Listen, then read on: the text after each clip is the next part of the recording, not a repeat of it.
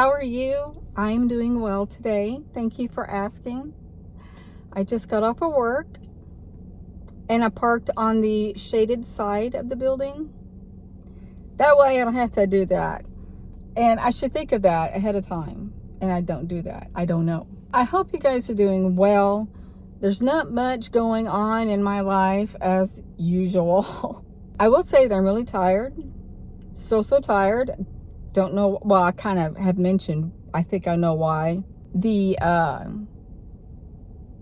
vitamin D pills. I forget. So I'm kind of down in the dumps. I know why, but I can't say why. But I will be better.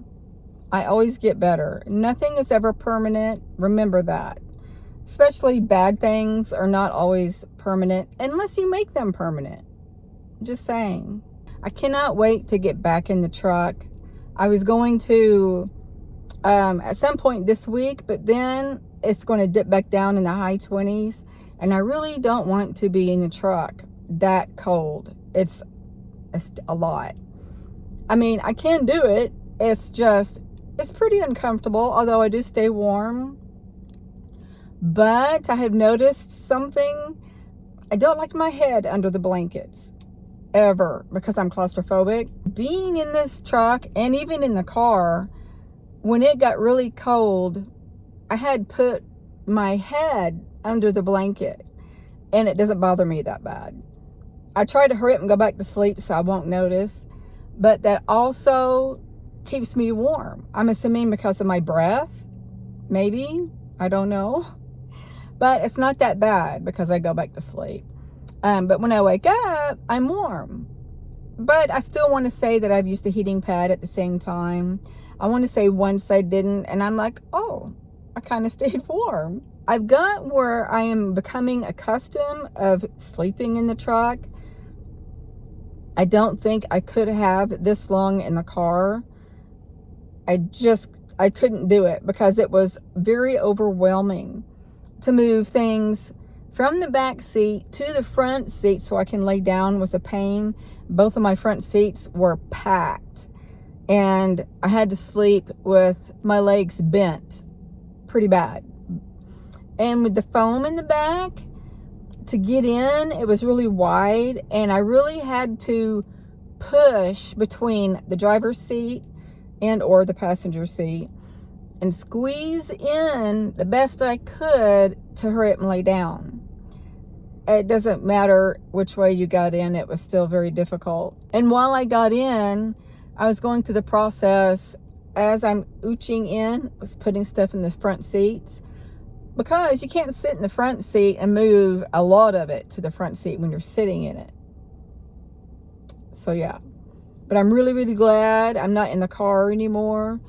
And like I said, I've grown accustomed to being in this truck and I kind of am starting to like it. Now, for those of you who don't know, I have been in my car, now truck, since Christmas Eve of 2023. And I had to do that because my body is destroying my tendons. And I am going to have a buttload of medical bills coming at me. And they've already started. And I have 2, maybe 3 more surgeries to go. I can't pay rent, my medical bills. The IRS is going to come after me eventually because my last husband owed taxes. And 1 year I filed with him so I could go to school, to college. And that 1 year just grabbed me. And I owe $8,000. And I'm expecting at any given time for them to come after me wanting to garnish my check. I can do that if I'm living in the truck. And I can have 2 more surgeries being in the truck. I need to say this also. Being in the apartment, making a car payment, paying rent, and everything else, I would be stuck there for the rest of my life if I did not move out and do what I'm doing. I have to think of my future. I'm 55. I have to save money for land and build me a tiny home on it. Or just a small home, whichever, or even an RV. I want to be out in the country so I can do that. But I cannot live in the apartment with all these bills coming at me and save money because I had none to save. After getting groceries and paying my bills, I was lucky to be able to buy myself clothes when I needed it.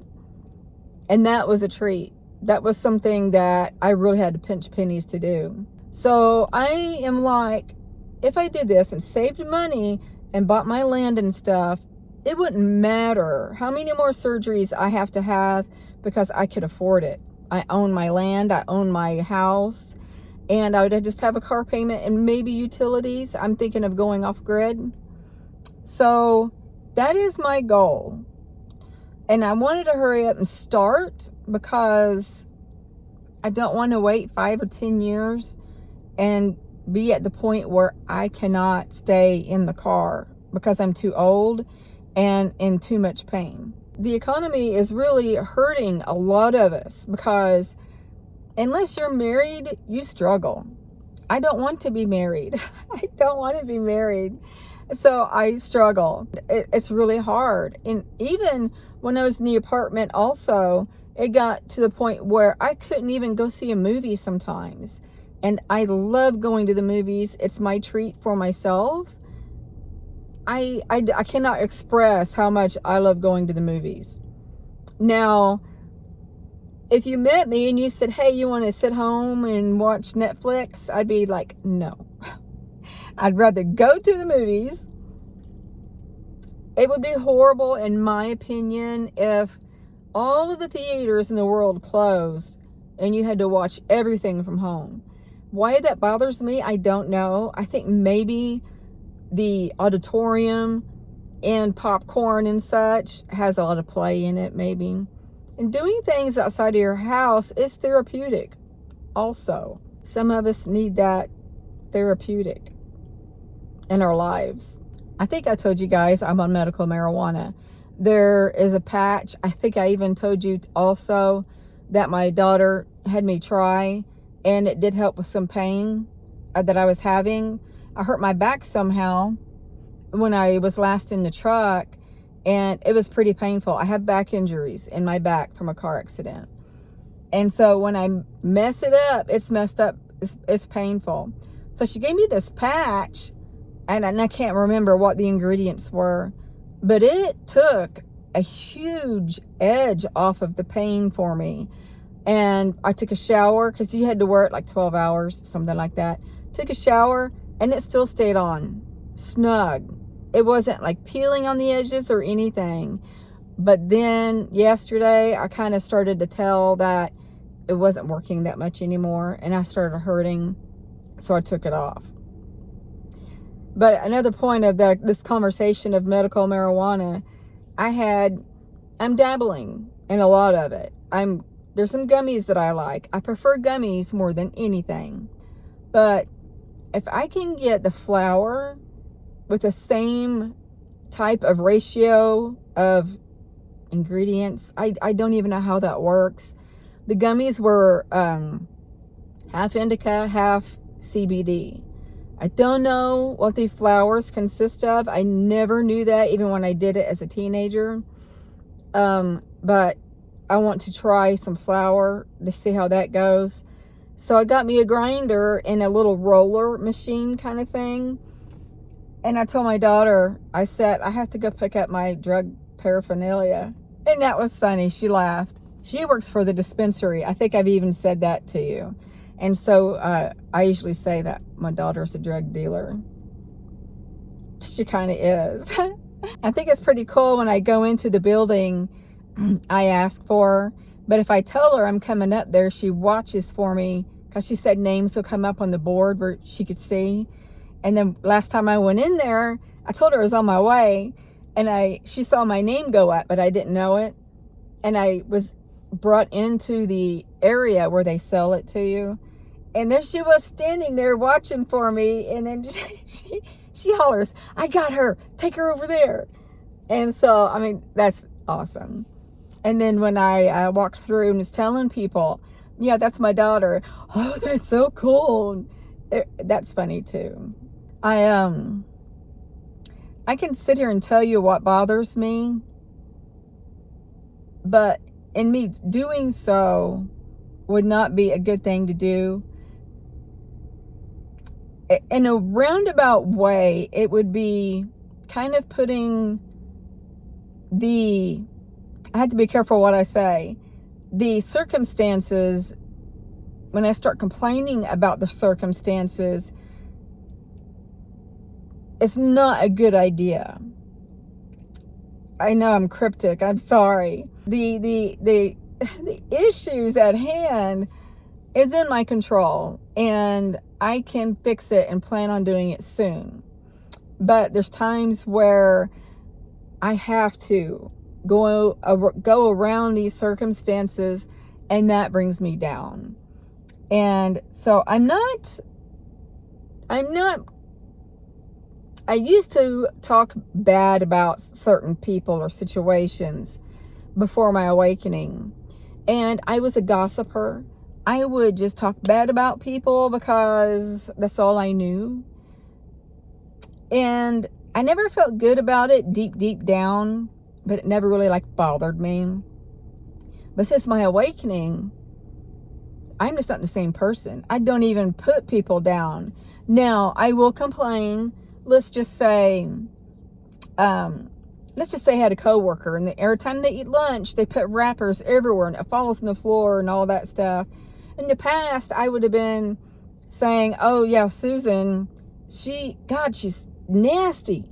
She lets her stuff drop on the floor. She's just dirty, and she smells. Oh my God, her body just smells." Well, now there's a better way of saying that, or even walking up and saying, "Hey, can I help you clean up this mess?" Or just do it and smile and not say anything. And, if she had body odor, I would not say anything at this point in my life. I mean, why? What's the point? Other than hurting her feelings or taking that chance that she would hear, that would be mortifying to me. I would never say anything, or I would wait for her to leave. And then once she's gone, I would go clean up that mess. That's just who I am now. A lot here lately, I've thought, I wonder if I'm a walk-in. I'm not sure completely what that consists of. I kind of know the gist of it. Whenever you're done being here, there's an exit point that you take, and the other one walks in, and you make that agreement in your contract to do that. And before you incarnate, you know what's going to happen. You can just be like, okay, I'll be leaving my job. I'll be leaving my job, walking out to my car one day, and when I trip on the ground and hit my head and gash it, I will become unconscious. And at that point, you could walk in. You could walk into my body while I leave. It's something like that. And it's like a trigger somehow, but that's all I know. But I'm like, I don't remember a lot of the past. I don't remember a lot of when I was raising my kids. I remember quite a bit, but not everything. I was said in one of my videos, I cannot believe I'd done certain things as a parent, which wasn't horribly bad. It wasn't, good, but it wasn't horribly bad. I mean, I wasn't an abuser or anything. I just said things to hurt my kids, and that really bothers me. I was like, when I was told, I was like, I cannot believe I said that. I don't remember saying that, but oh my God, it was like that. So it makes me wonder, am I a walk-in? Would I know as a human, would I know that I was a walk-in? Or is it just that I had my awakening and a lot of that stuff was taken away, or I put it back? I don't know. I'm confused. I don't know. But since my awakening, all I know is I want to be the best person in every aspect that I can be. And as a little kid, as I've mentioned, I would always say I'm God's warrior and I want to help the people. And I used to sit and fantasize.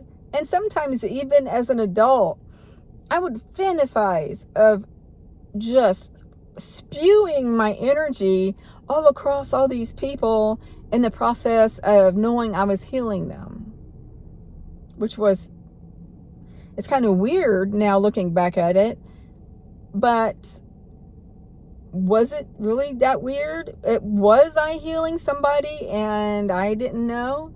Because I'm a true believer that your imagination is actually something that's happening. I do know that if you imagine, let's just say I'm imagining all these people that I prefer to heal today, and let's just say strictly my family, nobody else but my family, just for today. I will imagine them in front of me while I imagine all kinds of energy and colors going toward them and how I'm guiding it and what I'm healing and stuff. And it's a process. You don't just say what I just said and you're done.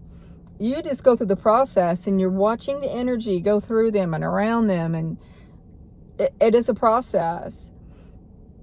Things like that, when you're sitting there and imagining that is actually you doing something. It really is. In the past, kind of shortly after my awakening, I meditated a lot. And I remember watching somebody on YouTube and they said something about, you can heal your star family. They'll come to you for you to heal them. All you have to do is say, hey, I'm going to meditate. If you want me to heal you, come to me. One day I did. And I think I had 3. I seen them with my third eye come to me with their arms straight out to their side, not down, straight out. And I think their palms were up. They were off of the ground because their feet were dangling. And their head was up to the sky. Well, their face was actually. And they stayed that way. And then all of a sudden I started seeing these colors, which are different all the time. I don't sit and think, well, I'm going to throw pink energy at them. That's not how it happens. I think I'm going to send energy and start at their head because it's an input all the way down to their feet. And I imagine it just swirling, and sometimes colors come on their own, but they stay that way in that pose. And sometimes I can spin them and they're slowly spinning. And I can sometimes actually see myself with my eyes closed, kind of low. And it's like I'm throwing or something. I'm using my hands doing something. I don't know what it is. I don't know. But to me, that's magical because magic does exist. And I love doing that. And I did that a lot during that time period. And I still have the picture of me, I think. I've never seen my face look so exhausted. I was incredibly exhausted. I go out to the car, I was going somewhere, and I remembered I felt just like I hadn't slept in days. I felt exhausted. And for some strange reason, I just took a picture of myself. I actually think I did it for my YouTube. Was doing a thumbnail. And when I looked at it, I remember thinking, wow, I look horrible. I mean, I looked decent, of course, but my eyes were puffy and my eyes don't puff. And I remember thinking, okay, I can't do that as often as I have because it's wearing on my body. I have got to pace myself because it could not be a good thing doing that as much as I was not being used to it. I feel that you have to bring yourself up slowly to do stuff like that, not just dive in full force like I was. I have a Facebook Starseed single page, and it's called Starseeds Unite Single Site. It's on Facebook. I created that page. Although a lot of people don't talk much on it anymore, but it's there. But in the beginning, when I first put it out, oh my gosh, there were so many active people in there, and people talked all day and all night. It was so going. And I remember I would tell people on there, because I just awakened and look who I am. And but I always knew I was a healer. So I would tell these people on Facebook, I'm fixing to go meditate, and I am willing to heal anybody who is up for a healing. And then these people would be like, yes, me, you know. And then when I would get back on, they would say they felt me. And I was like, yeah. But sometimes I'd be like, did you really? I don't know. But sometimes I would have rows and rows of these bodies in that pose. And that's why I was getting drained really bad. When I start that again, I have to pace myself and do what is best for my body and my sanity. I really like this video. It's 22 minutes long. It'll be last when I edit it. But I feel good about this video. I hope you do too. I have one before this one that I haven't edited or put out. I might just put this one up instead. Yeah. So I'm going to end this here. I love you guys tremendously. I hope you truly know that. And I'm going to send all of you love, light, and peace. Bye.